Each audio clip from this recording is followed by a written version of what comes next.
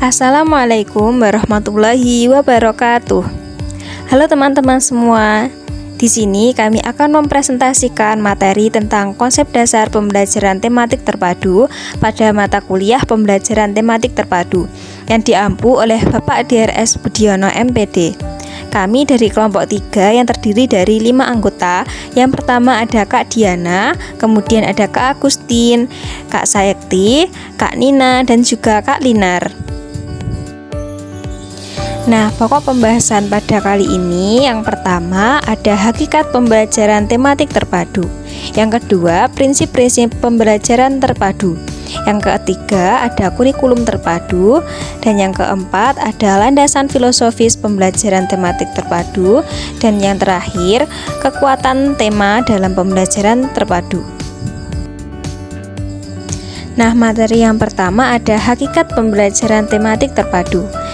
Menurut Kemendikbud 2013, pembelajaran tematik terpadu adalah pembelajaran dengan memadukan beberapa mata pelajaran melalui penggunaan tema, di mana peserta didik tidak mempelajari materi pada pembelajaran secara terpisah. Semua mata pelajaran yang ada di sekolah dasar sudah melebur menjadi satu kegiatan pembelajaran yang diikat dengan tema. Nah, secara umum, prinsip-prinsip pembelajaran terpadu dapat diklasifikasikan menjadi beberapa prinsip. Yang pertama ada prinsip penggalian tema, di mana prinsip penggalian tema ini merupakan prinsip utama atau fokus dalam pembelajaran terpadu. Artinya, tema-tema yang saling tumpang tindih dan ada keterkaitan menjadi target utama dalam pembelajaran. Dengan demikian, dalam penggalian tema tersebut hendaklah memperhatikan beberapa syarat. Yang pertama, tema hendaknya tidak terlalu luas, namun dengan mudah dapat digunakan untuk memadukan banyak mata pelajaran.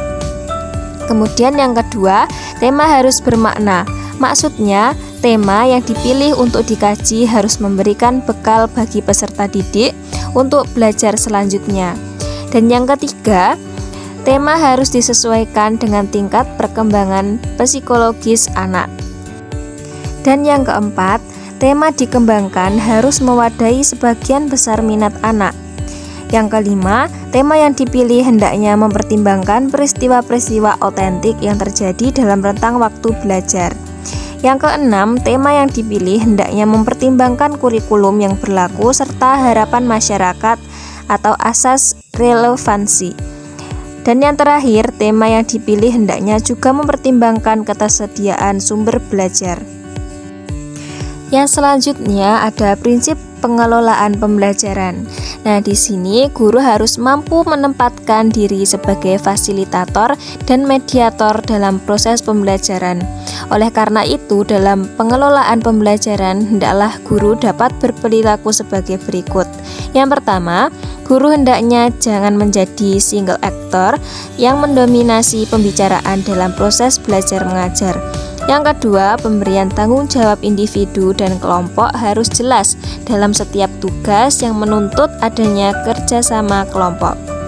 Dan yang terakhir, guru perlu mengakomodasi terhadap ide-ide yang terkadang sama sekali tidak terpikirkan dalam proses perencanaan pembelajaran. Dan yang keempat ada prinsip reaksi. Nah, di sini guru dituntut agar mampu merencanakan dan melaksanakan pembelajaran sehingga tercapai secara tuntas tujuan-tujuan dari pembelajaran. Guru harus bereaksi terhadap reaksi siswa dalam semua event yang tidak diarahkan ke aspek yang sempit, tetapi ke suatu kesatuan utuh dan bermakna. Nah, yang selanjutnya ada kurikulum terpadu. Nah, kurikulum terpadu sendiri merupakan suatu hasil upaya integrasi bahan pelajaran dari aneka ragam masalah yang memerlukan solusi menggunakan materi atau bahan dari beberapa disiplin ilmu atau mata pelajaran. Kurikulum ini memiliki ciri yang amat longgar dan tujuannya bukan hasil belajar peserta didik yang seragam, sehingga guru, orang tua, dan peserta didik adalah masing-masing komponen yang harus bertanggung jawab dalam proses pengembangannya. Nah, di sini ada model-model pembelajaran terpadu yang terdiri dari 10 model pembelajaran ya. Nah, yang pertama ada model fragmented. Nah, model ini merupakan model penggalan, yaitu memandang kurikulum dalam penggalan-penggalan mata pelajaran terpisah. Tipikalnya, kurikulum terbagi dalam pelajaran utama, yaitu matematika, sains, bahasa, dan ilmu sosial. Pendekatan fragmented dilakukan untuk memadukan konsep-konsep dan kompetensi dalam satu mata pelajaran. Antara kompetensi dipelajari secara bersamaan. Kompetensi mendengar, membaca, dan menulis dalam pelajaran bahasa dilakukan secara bersamaan. Yang kedua ada model connect.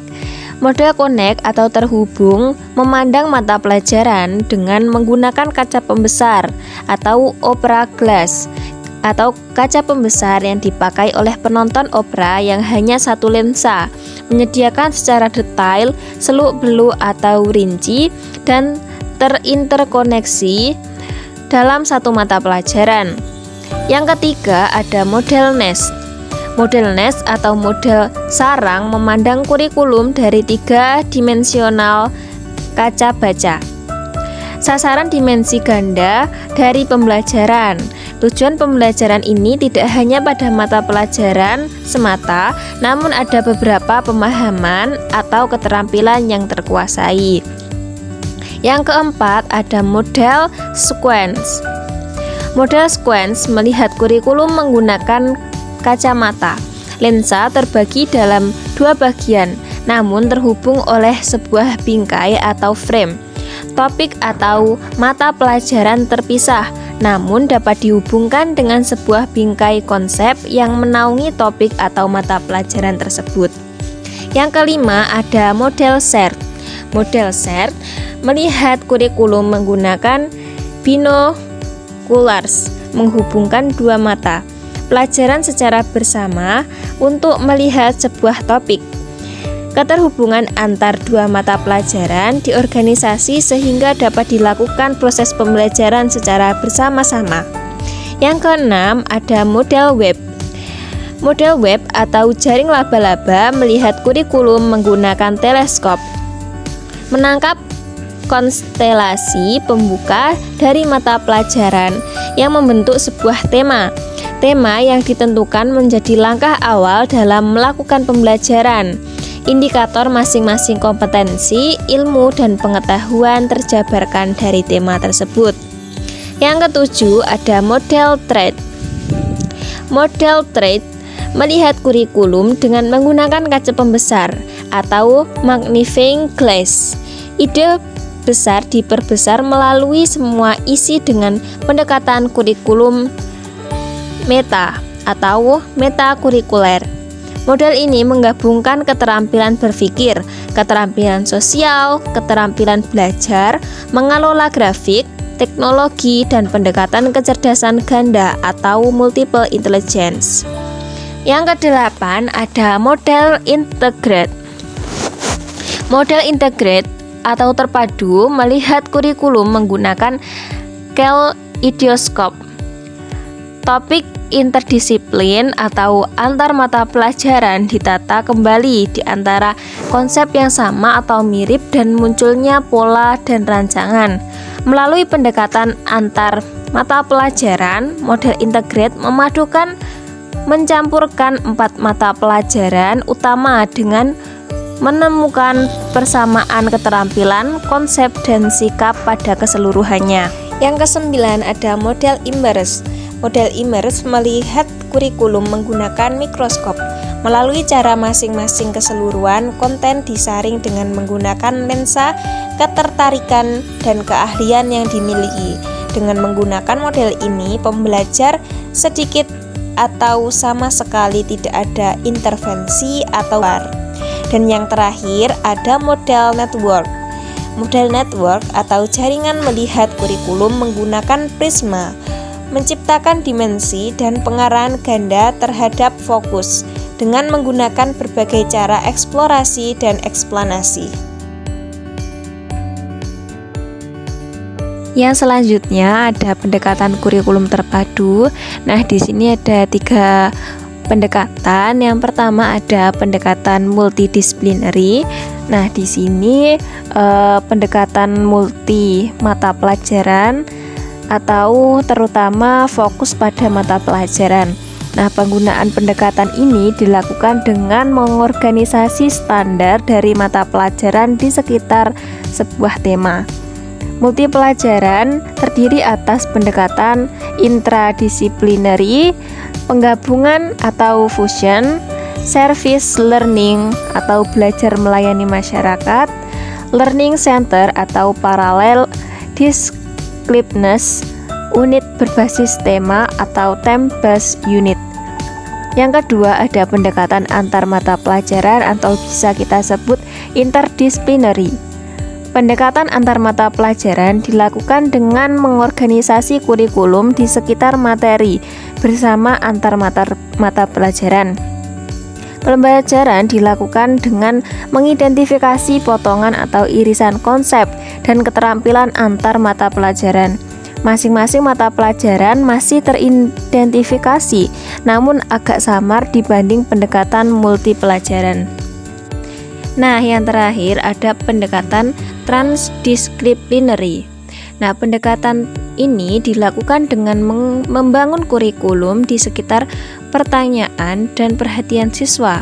Siswa mengembangkan kecakapan hidup seperti yang diterapkan pada interdisciplinary dan keterampilan mata pelajaran dalam konteks kehidupan nyata.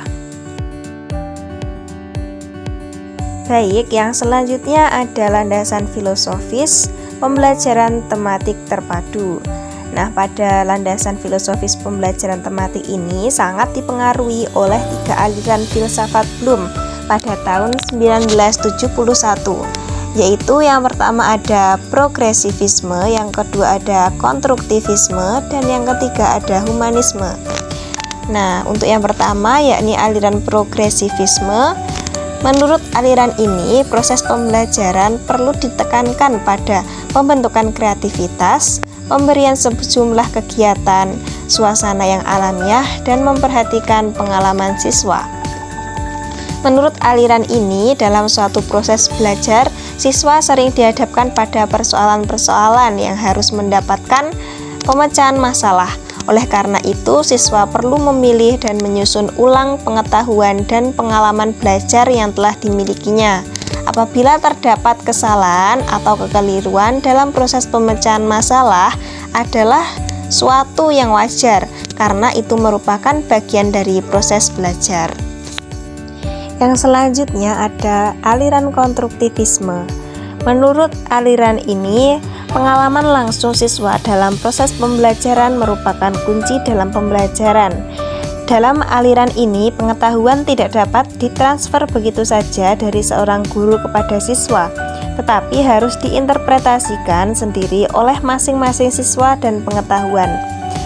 Bukanlah sesuatu yang sudah jadi, melainkan sesuatu proses yang berkembang terus-menerus. Keaktifan siswa yang diwujudkan oleh rasa ingin tahunya sangat berperan dalam perkembangan pengetahuannya. Nah, yang terakhir ada aliran humanisme. Aliran ini melihat siswa dari segi keunikan atau kekhasan, potensi dan motivasi yang dimiliki.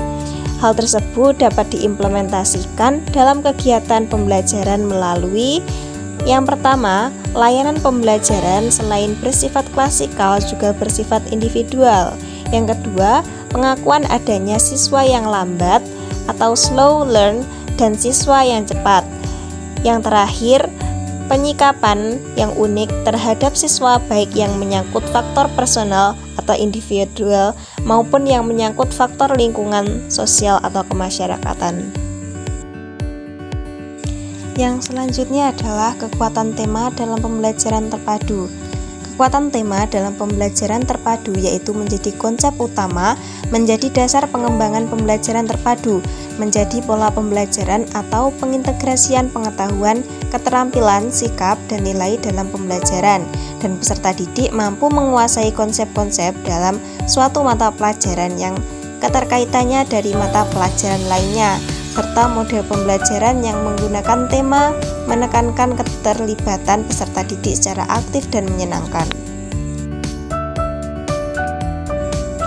Kemudian menurut Sukayati dalam Prastowo Andi 2019, pembelajaran tematik selain untuk mencapai tujuan pembelajaran juga memiliki tujuan lain, yaitu yang pertama meningkatkan pemahaman konsep yang dipelajari secara lebih bermakna.